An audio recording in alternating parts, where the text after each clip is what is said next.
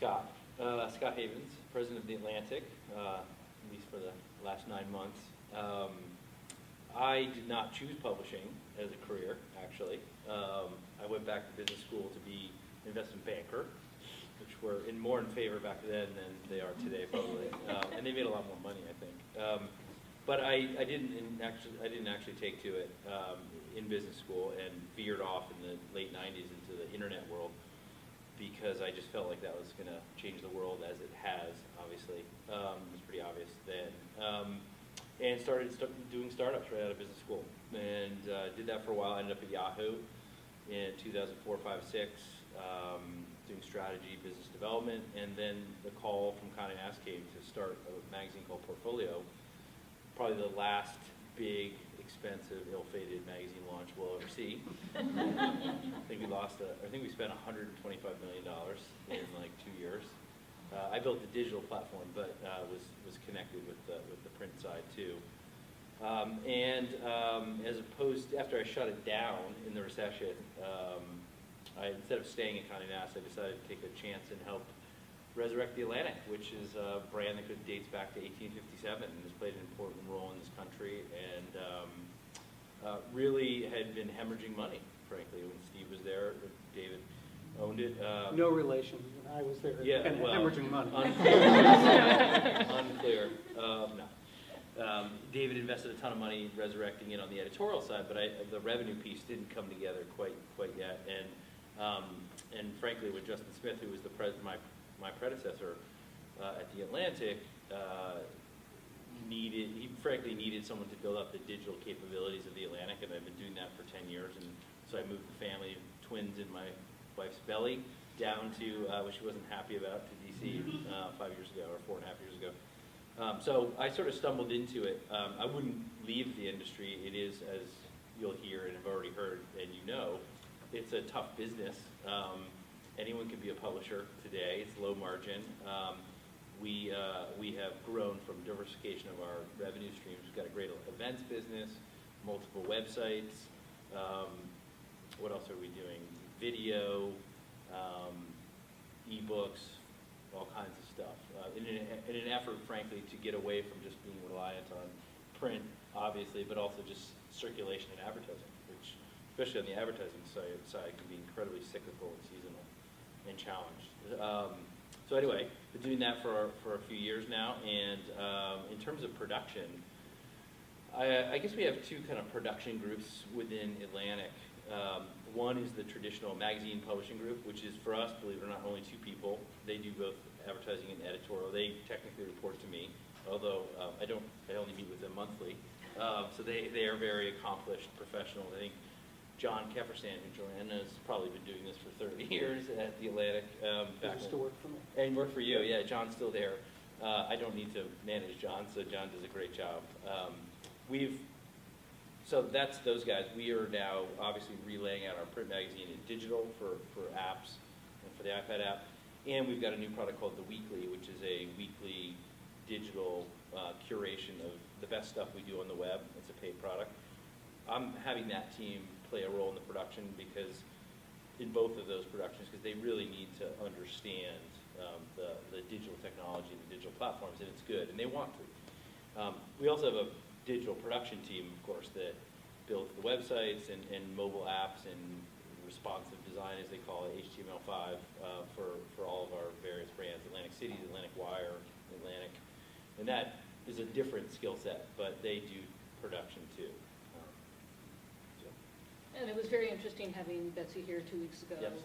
And we also had the production director from Smithsonian, and 2 very different models with the in-print production work and the digital production work. So your team, what Betsy was basically telling us, is that your staff basically redesigns the magazine 3 or 4 times. So it's the print magazine, yep, and then redesigns it for the website, and then once for the yep, app vertically, and then another time horizontally. Yep. So it's the same team that does that, whereas Smithsonian also takes the PDF files and basically relays them out, but there's a separate person who does that for Smithsonian. So again, I'm still learning a lot about it. One answer. Budgets play a role too. But I think, the real takeaway, talking to almost everybody here, is that a lot of people are pretty much leaving their production team alone. So that's a good thing, which is production people can be trusted, they're detail-oriented, they're organized, everything you've heard us talk about for the last 10 weeks. And so hopefully what we've been teaching you has been corroborated so far with this discussion. Is this a good time, Emma? We'll take a break and then we'll change questions. And I'm assuming no other discussion about production, or it will probably come up. The next question, we've also talked a lot about sort of the question I gave the panel was communication with your internal and external stakeholders. I mean, I've talked a lot about your publishing partners. And actually, one of the questions that we got from the online student, I think we'll start with you, Nicole, because it's specific to Glass Magazine, but it's specific to advertising. So that is clearly one of your most important internal stakeholders and also external stakeholder. But Sarah wants to know, or she's been on your website and she can see that Glass Magazine has a lot of ads. How large is the team that sells the ads for your organization, and what do they find the most difficult task when it comes to selling advertising? Well, I laugh because the most difficult thing is getting the price, but we have 3 outside sales reps. We started out when I became publisher, we had an in-house team, and they weren't willing. It was fat and happy days in the 80s and 90s, and they were order takers, so I ended up firing the team and hiring commission-only sales reps, and I had several different companies across the U.S., and then as the last couple of years, I basically consolidated it to the best team, and that's actually, they're located in Bel Air, Executive Publishing. They do a great job for us, and they've been with me for 18 years, so they really know our industries, and we have both glass and window and door. So really, like so many publishers, our magazines, we were, 4.5 million revenue for 3 magazines, and we're down to like 1.5. So that tells you we went off a cliff, a serious cliff. That's when my staff, and we were all paid, or it's controlled circulation, so it's we go way beyond our membership base. I made that decision several years ago to say, we've got a really small base of stakeholders, our members, and there's a huge universe of glass companies out there and residential window and door companies, and we were also in the automotive market. The stakeholders, they've had tremendous consolidation, our suppliers to the industry, and that's had a huge impact on us. So we may have had a 12-time 4-color full-page advertiser. We started downshifting our frequency on the publications, so now they were like maybe an 8-time advertiser, and then they've been bought out by somebody, and then they've been bought out by somebody. And typically what happens is you get fewer ad pages. Where you had 3 advertisers, you have a lot fewer.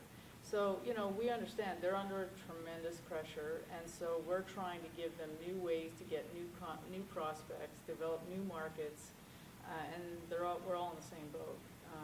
So the other stakeholders, I would say, our members, frankly, again, 20 years ago, we took the rather controversial step in our organization, which you probably wouldn't be able to do in a professional organization, to say we're going to go beyond the membership. And while we do affiliate ourselves with our association, I've never sold on that basis because I wanted to sell it on the content, on why this is going to make you a better business person.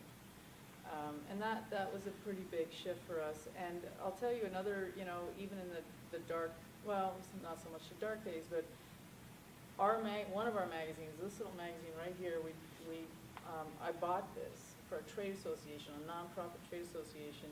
It was a little rag of it's now kind of a little bit of a rag itself, but back then it was even worse. And we grew this into a really terrific little magazine, and it has now spawned its own trade association, and we have a whole new group of stakeholders. It actually doubled our trade show in size, and that's all because of a magazine, a print magazine, no less.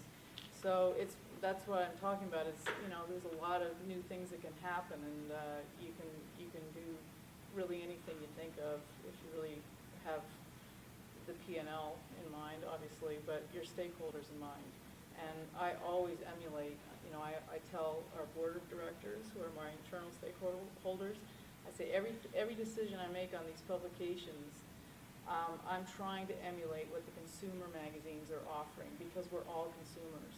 So, we don't have necessarily the resources and the sophistication, but I try to do everything I can to make that experience for them, because otherwise there's so many places people can look for diversion. I mean, HBO, Game of Thrones, whatever you want to call it, games and apps. I tell my staff, our only competition is time. That's it.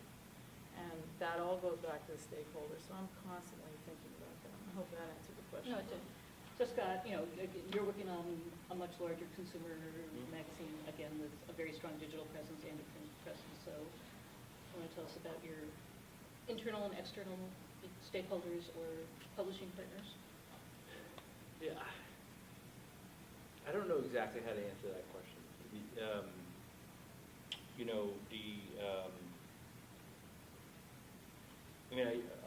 For us, you're talking about our 500,000 consumers on the print side, really, and our 20 million. Yeah, at the end of the day, I think, and this has less to do about, frankly, production than it does about editorial and overall strategy and just reading the data and research. But, I think what James Bennett, our editor-in-chief, is doing, with his staff, Bob Cohn and Scott Sasso, who run print and digital, really trying to figure out what resonates with people. On the digital side, we reach 20+ million people now across our 3 brands, and there's data there, there's analytics, so we can really see where to put time, effort, where to shut things down. So we pay a lot of attention, obviously, there. We have the tracking tools for those stakeholders. On